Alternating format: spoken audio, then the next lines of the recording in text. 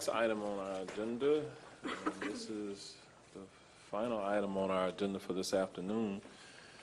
And this is item I-12, and I will open the public hearing on this item, and Ms. Julie Bortles, our regulatory compliance program coordinator from EPD, will frame this item. And Ms. Bortles, you're recognized at this time. Thank you, Mayor, Commissioners. Today we will be recommending the changes, amendments to Chapter 15, Article 17, the Fertilizer Management Ordinance. So an outline of our presentation will go through the background, the ordinance review, a summary, and the action requested. So the reason why we're here is because we have almost 2 decades worth of regulatory action that we have been participating with the Florida Department of Environmental Protection related to water quality. It first started back in the mid-2000s with Lake Apopka, with nutrient problems there, as well as other pollutants. And then in 2008, we received the Wekiva Total Maximum Daily Load, which tells us how much of those pollutants we have to reduce in the Wekiva system. And there we received information from the state regarding the contribution from septic tanks and fertilizer, and those 2 pollutant sources were identified as the highest in that system. And then subsequent to that, we have also received the Lake Jessup Basin Management Action Plan, the Okeechobee Basin BMAP, then the Wekiva River and Rock Springs Run BMAP in 2015, then the 2016 Florida Springs and Aquifer Protection Act, and then the 2018 Wekiwa and Rock Springs BMAP. And all of those are nutrient-related problems across the county. And so you all have probably seen this pie chart before, but this is nutrient sources from the State Department of Environmental Protection's work on the Wekiwa and Rock Springs.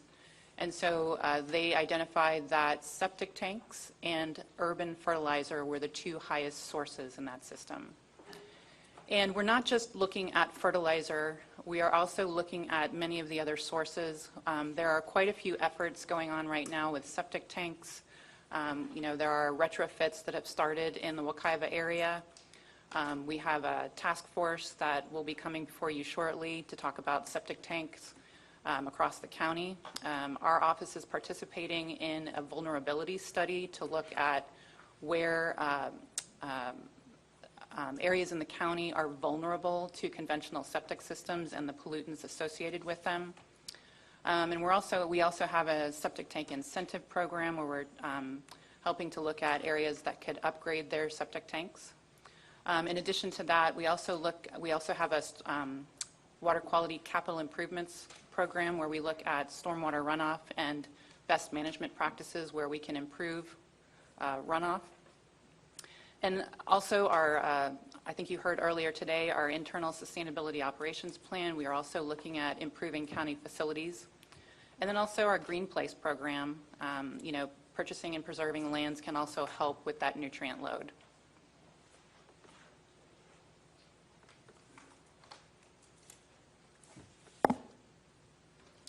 So as I mentioned, we have water quality issues across the county. Our impairments, especially related to nutrients, are climbing.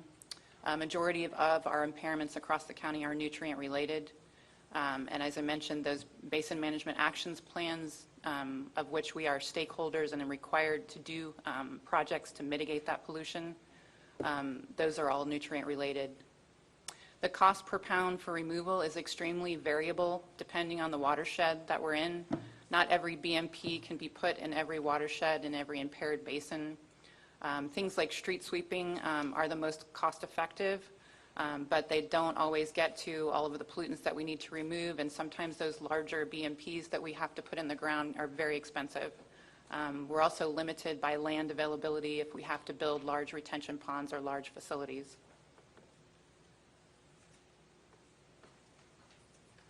So the history of this ordinance was initiated in 2009, and then in 2013, the state preempted local governments from restricting retail sales on fertilizer.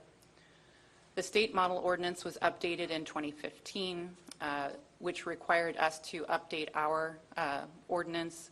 We were audited by the state and required to do some updates. This ordinance is required in Orange County per Florida statute because we do have nutrient impairments. So in 2017, when we brought this to the board, we had extensive discussions related to the IFAS publications that had been done. We reviewed a lot of literature, and at that time, the board directed EPD to return once we completed studies to determine where nitrate sources were coming from. And since then, I know that we spoke to you in November during the work session and showed the education campaigns that had been completed, but those were initiated after that 2017 adoption. And so, as I mentioned, we initiated the studies that we were asked to do in 2017, which again required a review of literature and existing studies. Our contractors collected and analyzed groundwater data from monitoring wells located in the northwest part of Orange County. And those wells were located in areas that were away from septic tanks and reclaimed water. Our stakeholders were provided 3 reports, and those were published to the Orange County website in October.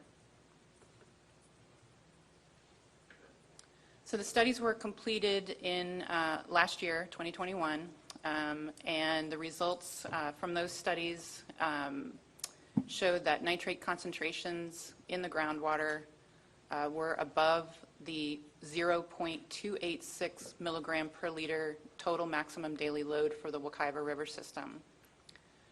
The isotopic signatures, which shows where the fertilizer is coming from, showed that nitrogen fertilizer is a major source that were detected in the wells. The nitrate concentrations in some of the wells appeared to show peaks during the wet season, and our modeling that was completed supported summer application restrictions to reduce nitrogen leaching.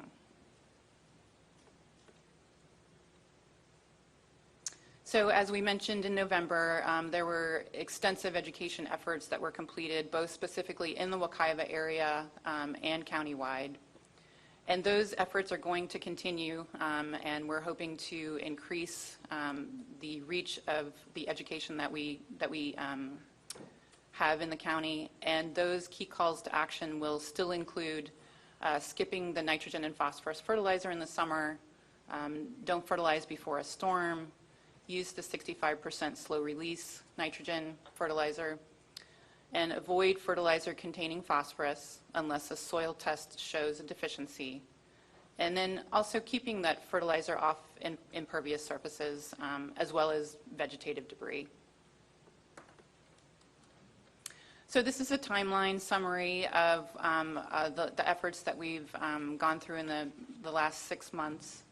As we ended our studies in September, we made those available on our website as we proposed our first draft ordinance in October. We had a couple public meetings at our IFAS Extension office in late October, and those were well attended by both industry, environmental, and a manufacturer of fertilizer. We then reached out to the Agricultural Advisory Board, our Sustainability Advisory Board, and then had an EPC work session right before our BCC work session here in November. And then we, based on stakeholder feedback, we proposed our second draft, and then had our EPC public hearing in late January, and with the final draft that we have proposed here today. So our outreach shows that, in general, environmental groups support the summer blackout. They had requested that the variance provision be removed. And then we're supportive of between 2 and 4 pounds of nitrogen fertilizer per 1,000 square feet per year. The industry was, in general, not supportive of the summer blackout for commercial applicators. There was some support for the 3 pound of total nitrogen per 1,000 square feet per year, and some for 4. 50% slow-release nitrogen was supported. There was some support for increasing that permanently to 65% slow-release nitrogen. And they want to maintain the 15-foot setback that's in our current ordinance, and we're not supportive of the 25-foot setback that we are proposing. In addition, I just wanted to mention that within the last 24 hours, we did get a request from some of the golf course industry that they want to clarify the exemption in the part that mentions the golf courses. And so I'll be proposing an addition on our action requested that clarifies that they will be exempt from 15803 through 15805. And then as far as the municipalities go, Orlando and Maitland have been supportive, and then we've also received supportive feedback from the City of Belle Isle and the City of Winter Park.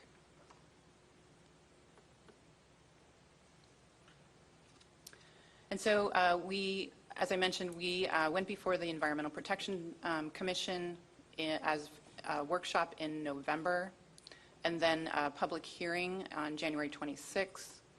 And the EPC recommendation at that point was to approve the draft presented with a change to allow commercial applicators to apply nitrogen and phosphorus during the June 1st through September 30th blackout.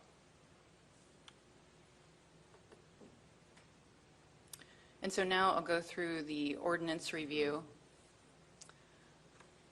So in the definitions, which is section 15801, we've added some definitions for code enforcement officer, institutional applicators, reworded the restricted prohibited period, and added saturated soils.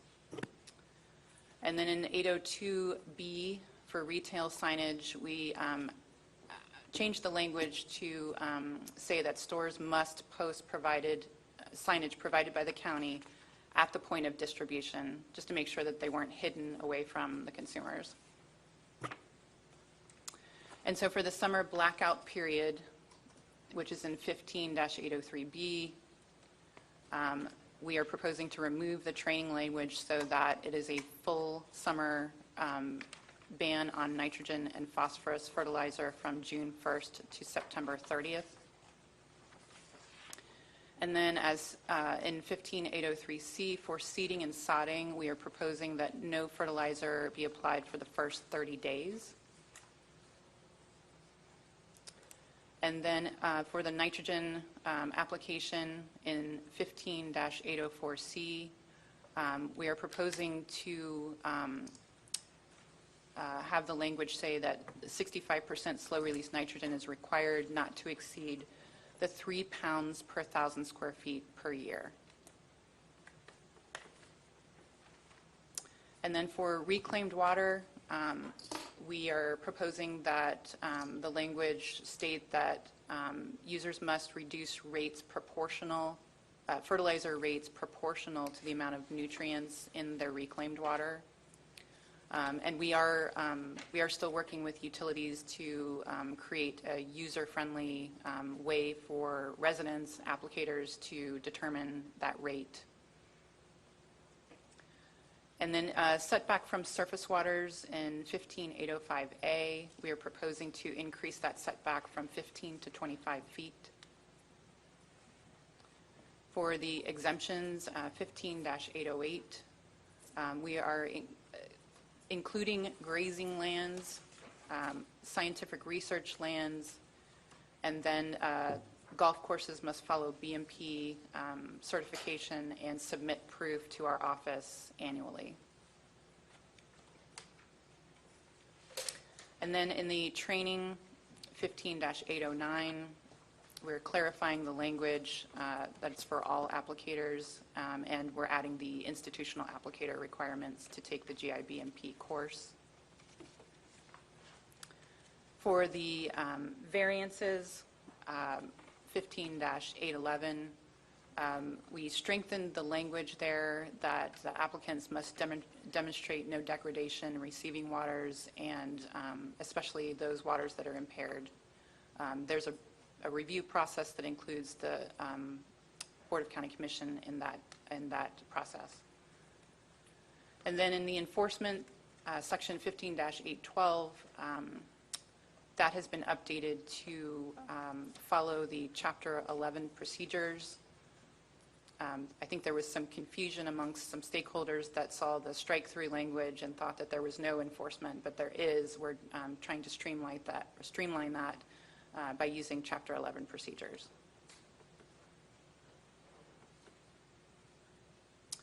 And so for the variance, in response to the feedback that we got, we did strengthen that language that really highlights the protection of the environment. And as I mentioned, that does have a process through which it goes through EPD, EPC, and then to the BCC. And this variance language is not required by the state model ordinance.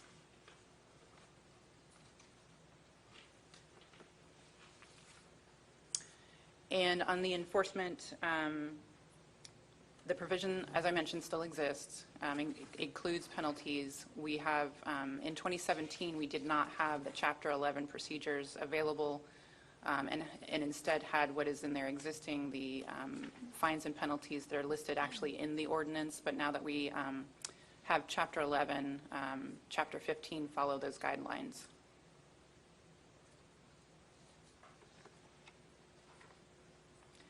And we are proposing a June 1st, 2022 effective date, and that is primarily to allow new stakeholders and applicators in this ordinance time to get their training, get their certification, understand the ordinance, and also for us to get our educational materials, like I said, the reclaimed water calculator up and running. We really want to make sure that we reach the communities that we need to, make sure that we have all of our materials translated into the languages that need to be translated to. We do have a lot of our materials already in Spanish. We do have some materials already in Creole as well. And we want to make sure that we reach out to HOAs and make sure that the information that we're providing them is understood. Fertilizer and reading a fertilizer bag is not very easy, so we want to make sure that we're providing that information in a way that people can understand it and be able to go to a retail store and understand it there as well. So we've got a lot of ideas. We've heard a lot of feedback. And so that's definitely something that we've got to spend some time on and make sure that we're reaching people in the right way. So this table, I think you've seen this before. This is a comparison of our current ordinance, some of the major issues that we've received comments on, our current ordinance, our proposed that we have here today, and then our surrounding counties and counties of similar size. So for the slow release nitrogen, our current ordinance says 50%, but 65% when readily available. We're proposing to move that to permanently at 65% slow release nitrogen. And you can see how the other counties, some have 65%, some are still at 50%. And then when it comes to the setbacks, our current ordinance has a 15-foot setback. We're proposing a 25-foot setback. Martin is one of the other counties that has a 25-foot setback. And then when it comes to the rainy season restriction, we are, most of the counties around us have that in place as it is now. Miami-Dade has an extra long restriction in theirs, and they're one of the few that have the extra long. I think Alachua County also has an 8-month restriction. The maximum application per year, we don't have anything in our ordinance now, but we are proposing a 3-pound maximum nitrogen application. That is in the range of the grass species that is in the urban turf rule. For example, St. Augustine, the urban turf rule says a range from 2 to 5 pounds per year. So some of the other counties that have the cap are Miami-Dade and Pinellas at 4 pounds. And then most of the other counties have the seeding and sodding restrictions, primarily because that was in the model ordinance. So in summary, studies conducted since 2017 confirm that fertilizer is a major source of nitrate in groundwater for northwest part of Orange County. We feel like this is an important point. We did this study in Orange County. There may be, depending on the watershed that you're in other counties or other parts of the state, there may be different primary sources, but the study that we conducted here in the county did show that fertilizer is a major source. We do have an increasing trend in nutrient impairments in surface waters, and that is a major concern because we've got to get a handle on that. Orange County is required to remove the pollutant sources and the pollutants once they're in our impaired waters, and that's part of that basin management action plan process. Removing pollutants is more costly than preventing them from entering our waters, and that's why we feel very importantly that additional restrictions in this ordinance are warranted. So our proposed changes for the ordinance highlight implementing a complete summer blackout period for fertilizer for application of nitrogen and phosphorus between June 1st and September 30th. A nitrogen fertilizer application cap of 3 pounds per 1,000 square feet annually. New requirements for golf course and institutional applicators. More stringent variance provision that focuses on environmental protection and protection of surface waters. The Chapter 11 enforcement procedure and an effective date of June 1st of this year. So the action requested is adoption of the ordinance amending the Orange County Code, Chapter 15, Article 17, pertaining to fertilizer management and providing for an effective date, with the addition of the golf course clarification. I'm going to put this up. We'll open it up for questions, comments at this point. So I'm going to go to Commissioner Wilson. She's up first. We're doing, Commissioner Sippel and I, she's got the 3 and I've got the 2. I appreciate that, though, because it does kind of give us a place to jump in, and I think it's really important to remember that when this conversation started, none of us were sitting here. I was out there at the 2017 one.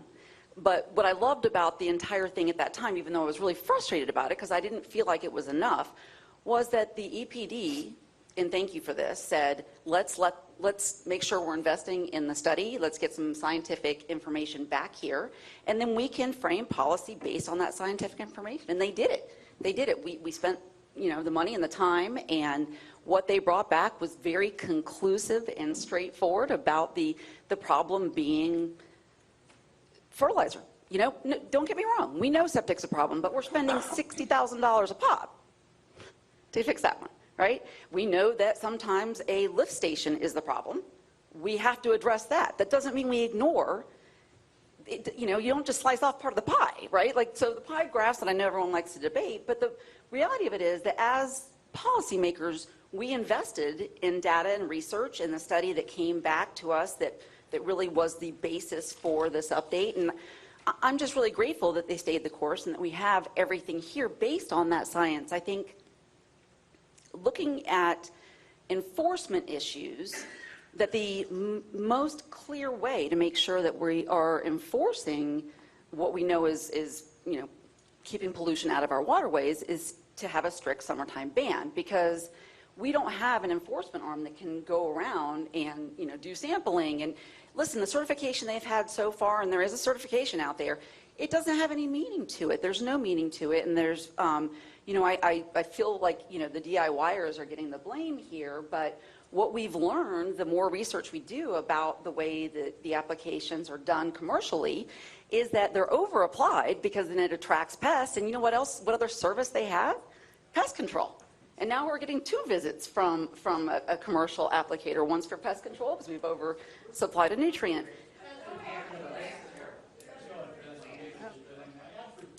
Out of order? So, All right, you all are out of order in the audience. The public comment period has concluded, so we don't want you to interrupt. At this point, the dialogue is with the members of the commission. The public comment is done. If and listen, you I just want to interrupt the proceedings, and I then don't- I'm going to ask you to leave. And I don't want this to be an us them. If we all have the same goals, there's got to be a way to get to that. But understand that right now, Okay, our Commissioner, starting point. if you will get to your point. Yeah, well, my point is that I think that doing the strict ban with no exemptions is the only way to make sure that we're not putting those chemicals in our waterways, right? Because otherwise, there is not an enforcement, there's not an operational enforcement that is that comprehensive. And so to know that as a Orange County resident, if I see an application in the pouring rain, that it's a violation. I don't have to try to figure out if they've got their certification or the little sticker or whatever it is. I know it's a violation when I'm watching it run off a yard because it's not supposed to go on during the rainy season. And I think, listen, I'm looking forward to more educational opportunities. I think that's a huge part of it also. And I don't want anyone to feel like this is an attack on the economic interest, but I think that the environment is part of Florida's economy. We can't have the Sunshine State attract people here if we can't provide clean waterways. It's really integral to that. And part of that is the confidence that we are not going to be the very last county to wake up and see what the problem is. The reason why Miami-Dade has such a huge period to see their rainy season period is because Biscayne Bay died. Are we going to wait to get there? Commissioner, I think we had consensus on that. Okay. Commissioner Siplin. Mayor, I just wanted to reiterate the issue with enforcement. And during the presentation, I did not hear anything about when you have the blackout period. You have our residents who, they want to take care of their lawns, and then they go to one of our stores that sells fertilizer. Have we communicated with the stores? Have they set up maybe a program where they're not selling fertilizers during that blackout period? I don't know. Have we had conversations with the stakeholder industry as it relates to those stores that sell the product? We have been working with retail outlets since the start of the ordinance. As you recall, they are required to post signage about our ordinance. We are preempted by the state from restricting the sale of fertilizer. So it's really an education program with the retail outlets to make sure that they understand our ordinance, that they post the signage so that the consumer is aware of what our ordinance says. But again, we can't restrict the sale. So therefore, the issue with enforcement is a big one, because even though we have an ordinance works, first of all, if you have compliance. Now, when there is no compliance and you have no way to enforce, we are still at the same place where fertilizer, nitrogen is getting into our water body. So I really, would love to see a plan. And I think we talked about this on how do we educate the average person. And I think that's going to be a big undertaking. But those were my only concerns is, having that educational piece and really working with the industry that actually sells these products. And that's all I had, Mayor. Well, and that is significant. When you pass ordinances or laws, it is all about the enforcement. But as she clearly indicated, the state has preempted local governments from prohibiting the retail sale of the product. And so the legislature is still in session, and I think that as a board, it would be wise that we understand the political landscape that we are in within the state of Florida, and whatever action we take today, we have to be careful about this legislative session and further preemption occurring before this session is over, based upon action that we take today, action that we do not take today. That is the political reality of what we are dealing with. So I just say to our board, understand it. Okay. Commissioner Bonilla. Now that the fear of the legislator has been input to us. That's a No, reality. I know, but, we definitely can't make decisions based on what they're going to do because we never know what they're going to do. So, enforcement, I definitely agree, is very important. It's something that that I brought up before as well. And the last time we had the fertilizer ordinance come up, I was the one who said we need to do some marketing to get out there as well. And I'm just going to ask a question. Have any mailers went out to residents about the ban on the season too as well, and the training that the certification they were supposed to take? I'm just wondering if any mailings went out, or if it was just, because I know you had a consultant do the social media, and we've helped put out social media as well. But were there any mailers to residents' homes? I think the mailers that went out went the way of utility inserts. Okay. That was the way that we were able to reach the most people. Okay, great. Probably not that many people read their mail anyway, but it's still a start and an effort made. All right, so I really appreciate, Mayor, what you did in the beginning, although I was kind of confused where we were going with it, but it really did, like Commissioner Wilson said, helped. I do feel like 2 pounds is good, and I'm good with the 65%, 25 foot. I'm good with the no exemptions with the commercial appliers, because I will say from personal experience, I've had one of the appliers do my property in my first home, and we were not happy that they kept spraying right before it rained. So I know that your employees are not paying attention to what they're doing. I also had a family member who worked for one of them, and although he tried, I'm sure that others didn't, to follow the regulations and stuff. And I'll say we, as commissioners, get more requirements for training on ethics than it seems they get training for their applications. So I am definitely not in support of exempting any commercial. Thank you. Okay, and to those of you who work in the industry, just understand that, there may be some bad applicators that's out there. It doesn't mean that every one of you are bad. That's not what we're saying today here. We're just trying to protect our water bodies. And there's a definitive way that we can do that going forward through awareness programs and other things that we will endeavor to put in place here within our county. Okay. Commissioner Uribe. Yes, I wanted to go back on the Chapter 11 enforcement, and also I've heard both things. There is exemption already implied in what we have. Can you clarify that point for me, please?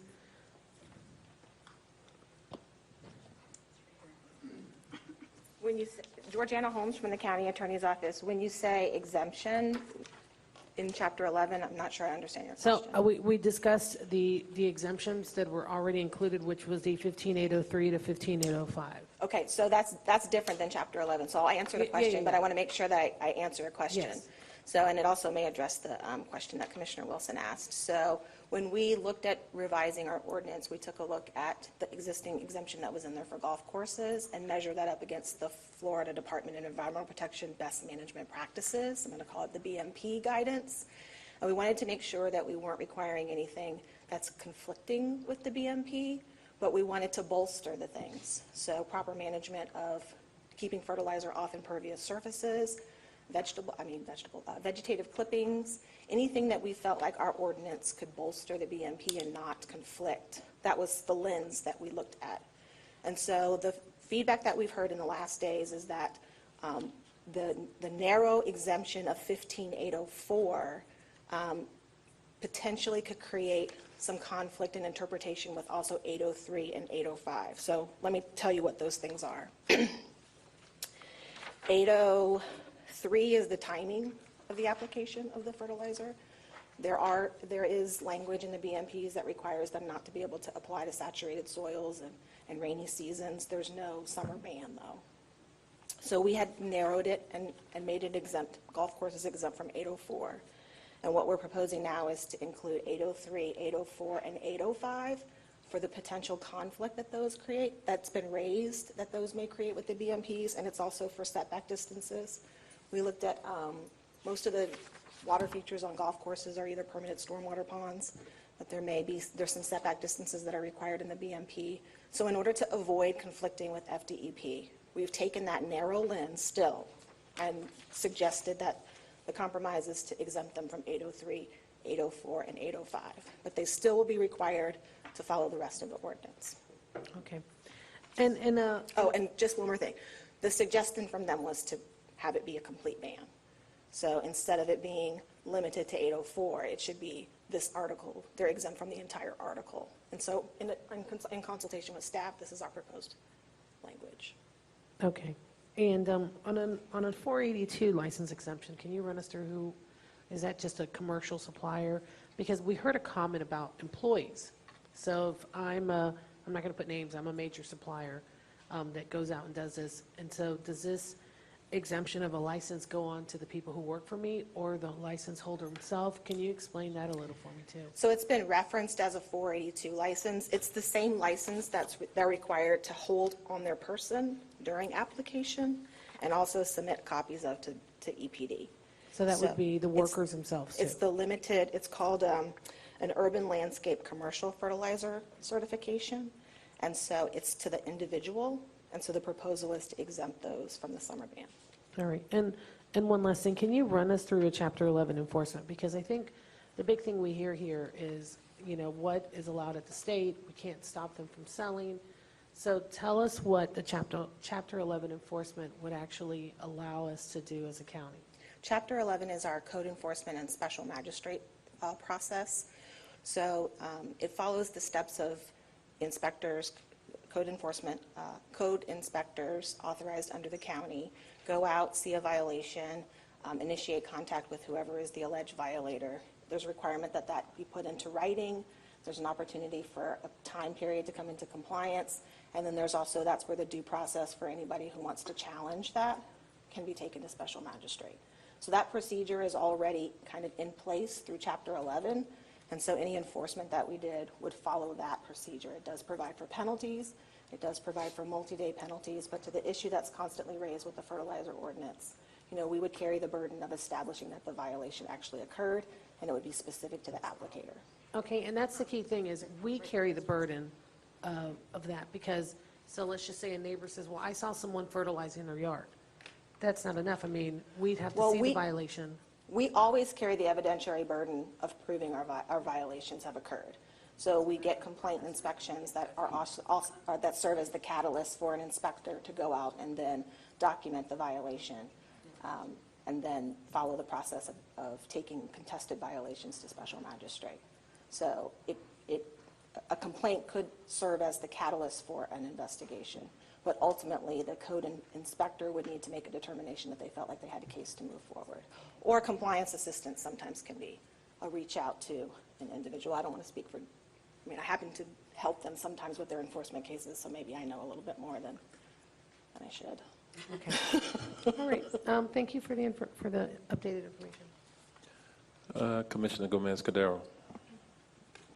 Thank you, Mayor. I have several questions already answered, but I have, following the enforcement, one of the slides says that the education material would go and reach the HOA. How will we protect the homeowners for not being fined by HOA in regards to, in the blackout because that grass get horrible? How is this going to benefit them, this ordinance? Well, again, it comes back to outreach. We need to make sure that we're not only reaching the residents with education, but also the HOAs as well. And so we've talked about the fact that we need to try to reach as many HOAs as possible, let them know about the ordinance, maybe, about the alternatives, the Florida-friendly landscaping program, them understanding that there might be alternatives, and, doing our best to try to reach as many as possible. Okay. My other question is,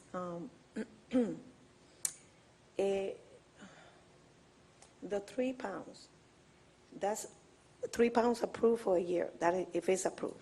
Okay. Correct.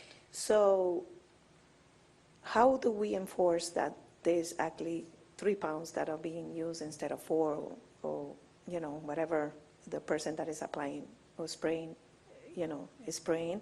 And the other thing is, if we say that taking out the blackout time period, how many times can you apply 3 pounds during the year to whatever you're going to apply?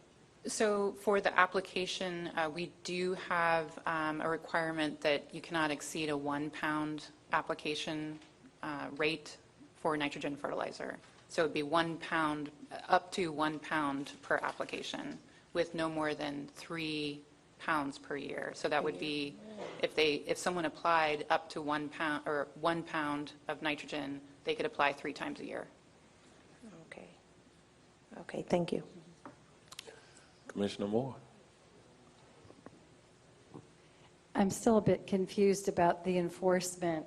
So, is it they're going to be able to tell if a person's using nitrogen because the grass is green, or they'll develop a test? Or could we have neighbors reporting people, if they see you out there applying it, how do we know if it's an appropriate blend? Because you said Scott's is putting in new things, and there's been suggestions to our applicators to use different types of products. So how would you turn someone into code? Because how would you know if they were using an approved or an unapproved product?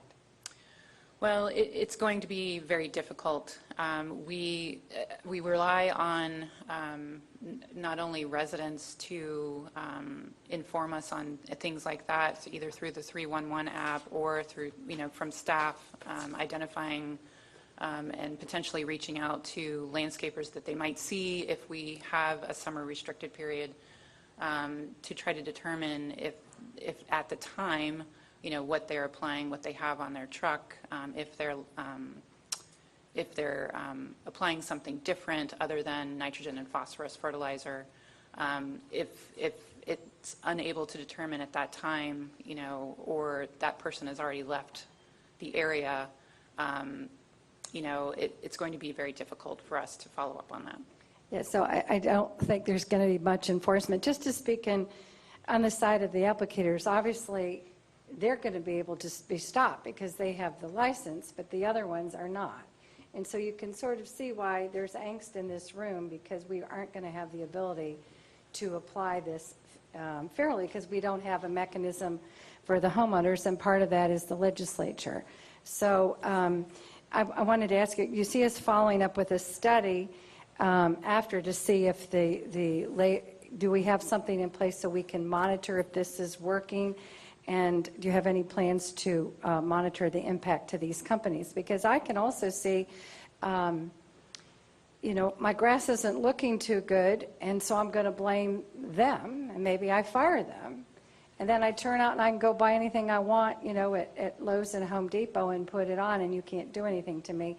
And I see that puts them at a disadvantage. So don't get me wrong, folks. I'm out there convincing people to go to sewers. So I'm certainly trying to save the water. But I think we have to be, and maybe you can answer this question, a lot of our landscapers are still blowing leaves in the storm drains. Well, that's going to make them mad. If we were all in this together and we were equally trying, then I think they wouldn't feel if they were so singled out. So is there any licensure at this point? This might be a Georgiana question. For our landscapers, our ones mowing the grass, because certainly trying to keep all of these leaves and the nitrogen out of the storm drains is not happening the way it should. I mean, I know this just anecdotally watching them in my neighborhoods.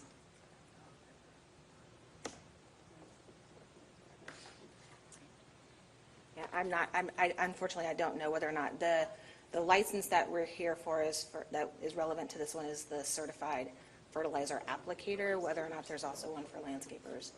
Well, maybe it's a Kelly Teague question, and maybe it's probably a state legislature issue of how to make sure they're doing their part. Because I think it's that we all want to do our part. I mean, I've got $6,000 going in to convert to sewer. I'm all for saving the waterways, but it just has to be, it needs to be fair.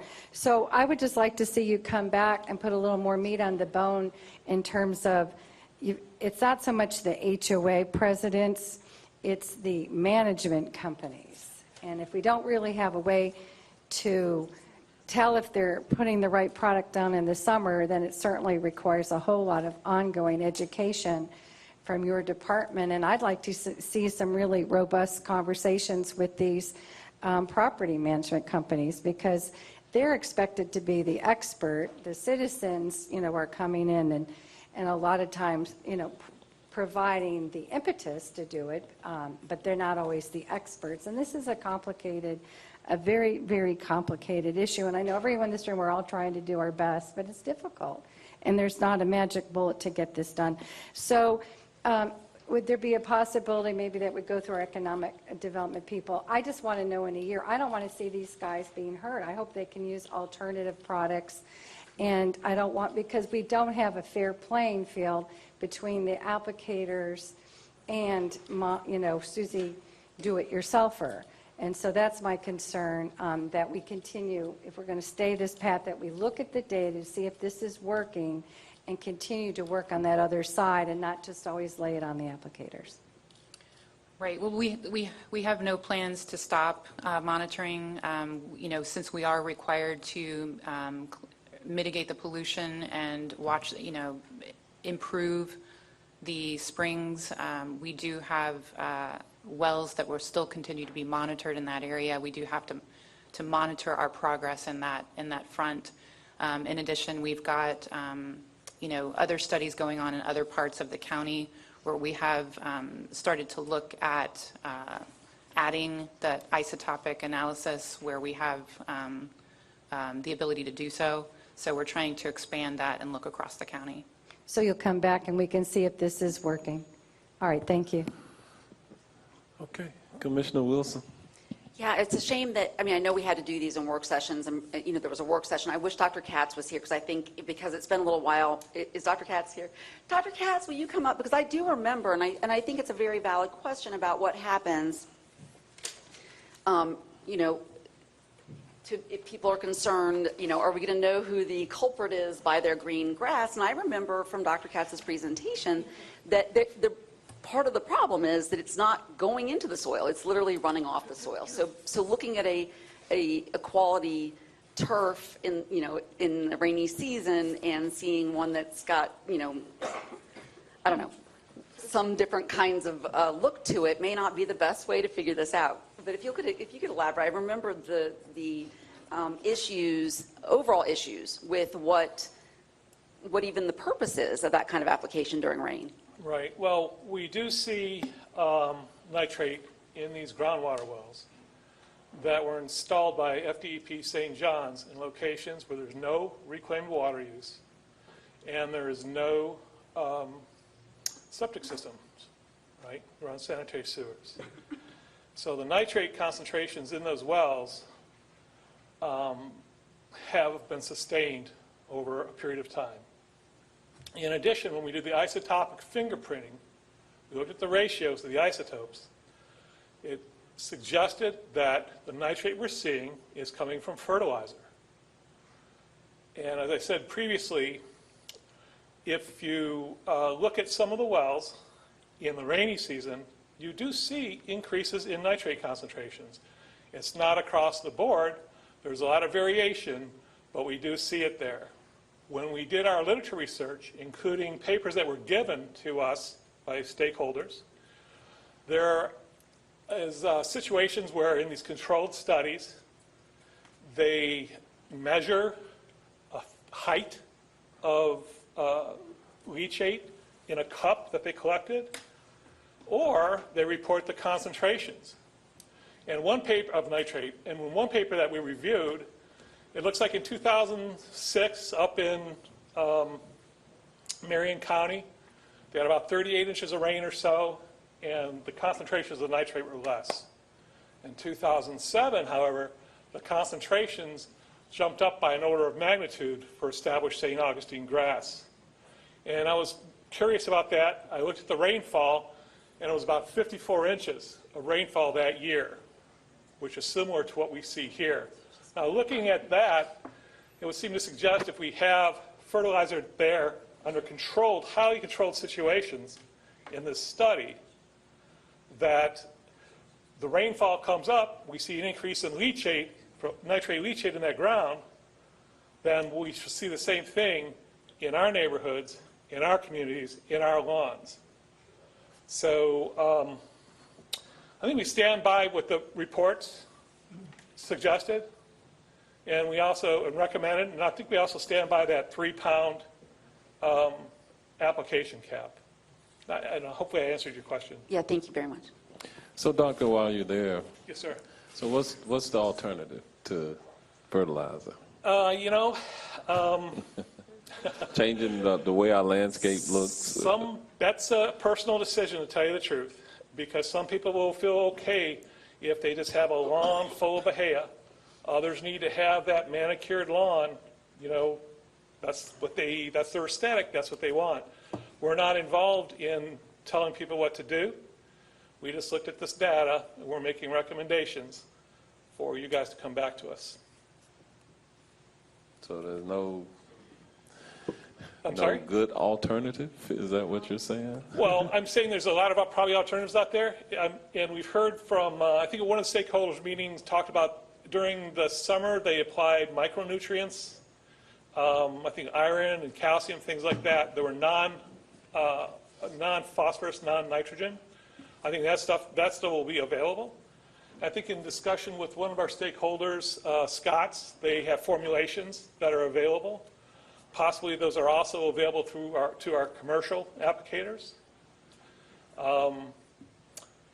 I can't give you an exact brand name or formulation at this point. I can look further at it and come back to you with those. But I've been assured by some of our stakeholders that they do exist and they're available for the summer. Because I think that could be key. If there's something else that you could get the desired outcome and not use something that's detrimental. That's right. And, you know, we saw one of the stakeholders had a list of alternatives that Pinellas County had. And I'm sure we're going to evaluate that. I don't know why we wouldn't. And that would be integrated, if it's merited, that would be integrated into our outreach and our communications with the community. So that's something that our staff can certainly work on in our awareness and our education campaign, you know, to both, I think, educate in the industry as well as the individual homeowners. I have a question. Right. Okay. Right. Commissioner Bonilla, and then I'm going to go to Commissioner Wilson. So.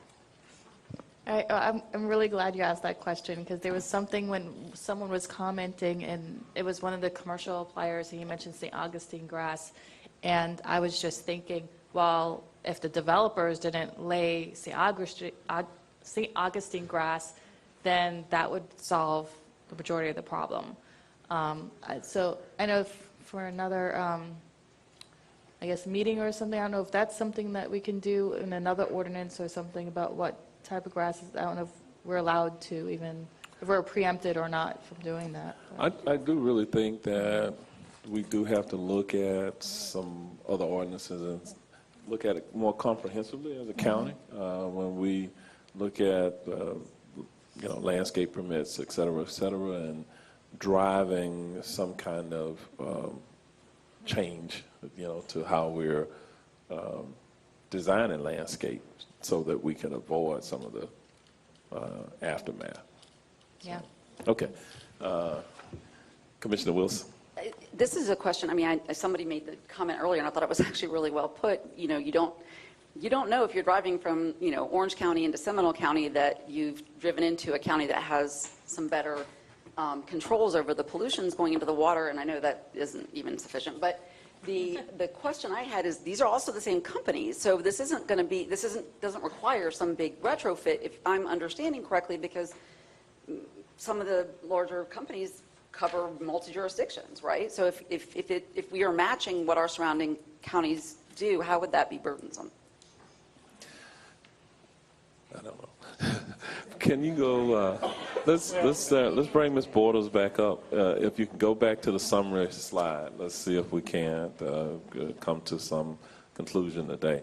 The action that you have requested is to adopt an ordinance, but go back to the summary slide. Let me just kind of go back. Now that we've had a dialogue, I believe that it's clear where we are consistent and in agreement. We have consensus on several issues. I believe that there was consensus centered around this summer blackout period. Am I correct? Okay. All right. So, and because hopefully we can get this to a point where whatever action the board takes this afternoon is unanimous. That's my goal here. In terms of the application of the 3 pounds, you've heard staff opine that they really believe 3 pounds is the right level. We heard industry persons say that. We heard some advocacy groups say that they could live with 3 pounds, but they like 2 pounds. But I believe that if we don't have the supermajority, it's close of the members of the board that have weighed in at this point. So I think for those of you who were talking about the 2 pounds, if you can move to the 3 pounds, we have less of a disagreement in that regard. In terms of the new requirements for the golf course and the institutional applicators, here's where I think that there was some disagreement. I believe that in terms of having new requirements for golf courses, I believe there was overall consensus centered around that. In terms of the applicators, whether or not, I think Commissioner Moore was making the argument that if they're licensed applicators, trained applicators, we are potentially creating inequity between them and the untrained, unlicensed homeowners. And so that's an area where I think we're going to have to try to figure out if we can get there. In terms of the more stringent variance provisions, I believe we were all in agreement around the 25 feet. The Chapter 11 enforcement procedures, I believe we were unified around that. In terms of the effective date being June 1, I didn't hear anyone argue that the effective date should be something other than June 1. So with that, the only remaining issue here is around the institutional applicators, whether or not they should be shown some deference in this or not. And so we're not there as a board in terms of, I believe that we still have the majority that probably will not exclude them, but that's where the remaining conversation is. In my humble opinion, that's the only area where we need to kind of work that out in order to get to the point where we can take action to amend the ordinance as we have generally indicated at this point. Okay, so Commissioner Wilson, include an exemption for the applicators during the within the ordinance? No, strict ordinance. Okay. Complete summer blackout. Okay, Commissioner Moore? I don't think it's fair, but at this point, we have to start somewhere. Okay, so I'm going to take that as a no. Okay, Commissioner Uribe? My only question is preemption at the state. Are we putting an exemption that the state overrides? I'm sorry, can you repeat that? Are we only putting an exemption that the state would override? An exemption, If we're saying no, like, no exemptions. I know that Georgina was discussing that what the state allows under their code. So I'm just trying to get clarification on that. Georgina? I'm not sure I understand your question. We're not doing anything that we're preempted from doing. Oh, no, if we do no exemptions, okay, doesn't the state allow at this point? They allow the retail sales. We can't prohibit that. But I mean, these golf the, course and institutional applicators is what I'm What just. we're governing is the application to the land. So the retail sales, the preemption governs, we're preempted from regulating the retail sales, the formulation, the application rates. So could they preempt us? I don't know the answer to that. Okay. Commissioner Gomez-Cordero? Strict. I didn't quite hear you. How it is strict. Strict, no. Okay, no exemption. Commissioner Bonilla? Strict. Okay, Commissioner Sippler? Golf courses, okay. The new requirement for the golf courses, I approve that. And then the institutional applicators, we can restrict those. Because I really feel that when people think of Florida, and I'm gonna let everybody know, I'm an avid golfer. So I understand people come to Orlando, they come to Florida for our golf courses, and we always complain about our golf courses are dying because, the developers are deliberately letting them die, so this might give them a reason. But I really believe that golf courses take a special type of care with the types of grass that you have on a putting green, the type of grass that's in a rough. It's really a very complicated industry, and I would hate to see our golf courses suffer. And so, Commissioner, I think on what is being proposed that the golf courses will have separate. But I heard my colleague saying strict. So I'm thinking both courses and applicators. So I just need to know, are you also including golf courses? When you say you want a strict, Like what we have. oh, okay, because I just want to clarify. Okay. You're clear now? Yes, That I'm we're good. not talking about golf courses in this regard. We're generally talking about, the other properties. But also in the ordinance, they wanted to propose new requirements, which included both. So I just needed to understand. And that's what that was a language they introduced earlier.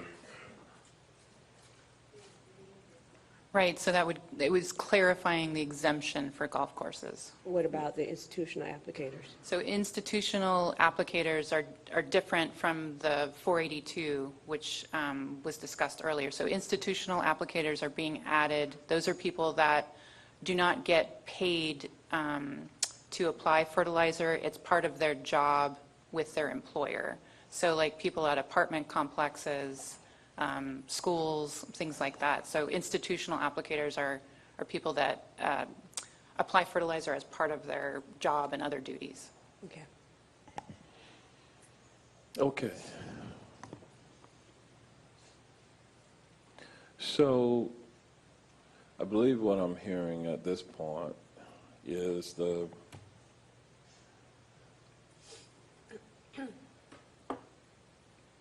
I think the language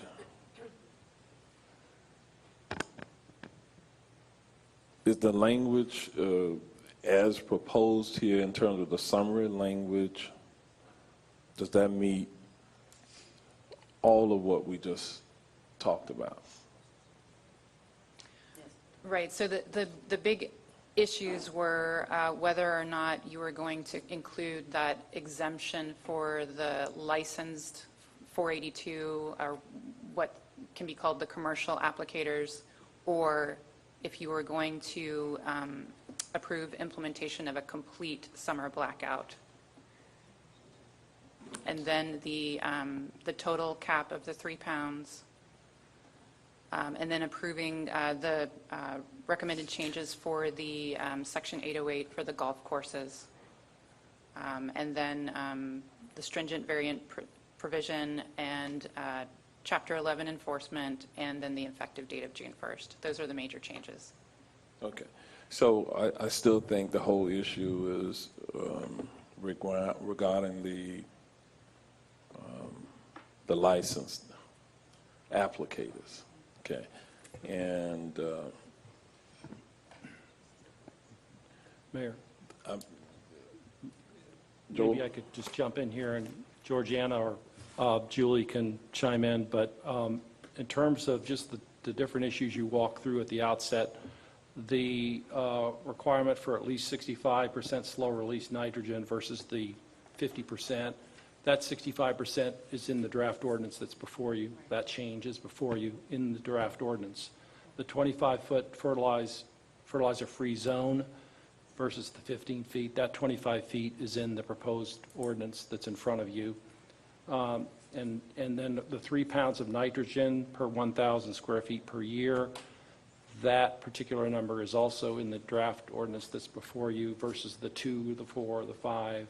And then the June 1st through the September 30th restriction, just a flat-out restriction that removes the exemption for commercial applications.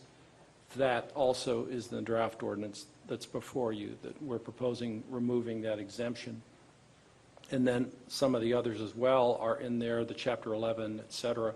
The one change, though, that Julie had suggested that's not in the draft ordinance that's before you is the golf courses, where they would be exempt from not just Section 15-804, but also from Sections 15-803 and 15-805. And again, Julie went through that at the beginning, and Georgiana explained why we're recommending that language be expanded for the golf courses. So basically, I think everything that you've discussed is in the draft ordinance before. That's the point that I was trying to make. Okay. It's all in there.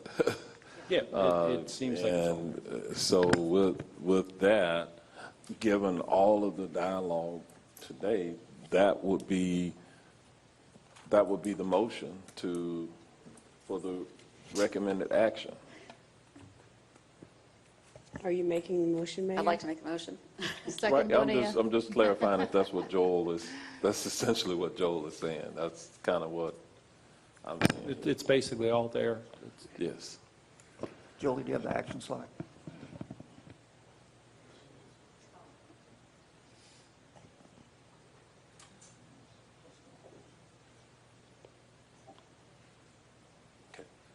All right, so that is that is where we are. So we didn't get enough consensus built to modify any of the language that was laid out. So, And the only thing on this action requested slide, Mayor, is, of course, it would also include that change relating to the golf courses. Of course, that was not in the draft ordinance originally. right, I think that was understood, that we would So make a motion. include the language regarding the golf courses.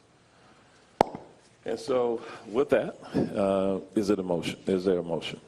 I would like to make a motion for approval of the ordinance update. Wilson. Second, Bonilla. Motion by Commissioner Wilson, second by Commissioner Bonilla. All in favor say aye. Aye. Opposed, no. The motion passes and it is unanimous. All right.